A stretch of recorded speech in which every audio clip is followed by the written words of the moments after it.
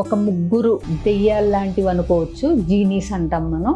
మనిషికి సంతోషాన్ని, ఆనందాన్ని ఎక్కడ దాచిపెట్టాలి మనిషికి దొరకకుండా అనే ఆలోచన చేస్తూ ఉంటారు ముగ్గురు మాయల మరాఠీలు కూర్చుని.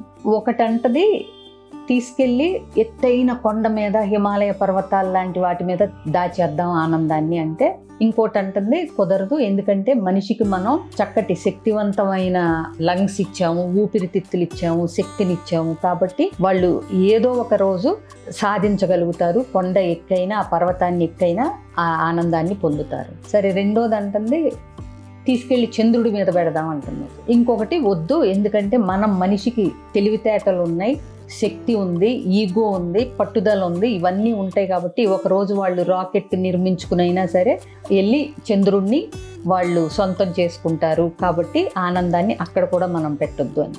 ఇవన్నీ వింటున్న మూడోది తక్కువ మాట్లాడేది, కామ్గా వింటూ ఉన్నదల్లా అంటది, మనం ఒక పని చేద్దాం, ఆనందాన్ని సంతోషాన్ని మనం మనిషి లోపల పెడదాం. అప్పుడు మనిషి ఆనందాన్ని వెతుక్కుంటూ ఎక్కడెక్కడెక్కడైనా ప్రయత్నాలు ఏదైనా సాధిస్తాడు, కానీ తన లోపలికి మాత్రం వెళ్ళి తరచి చూసుకోడు, వెతుక్కోడు ఆనందాన్ని. కాబట్టి మనం మనిషికి అక్కడ పెడదాం ఆనందాన్ని అంటుంది.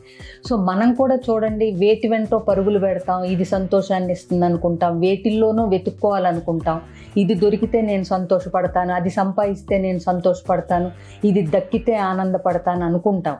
కానీ నిజమైన ఆనందం మనలోనే ఉంది, మనలోనే వెతుక్కోవాలి అనేది గమనించం.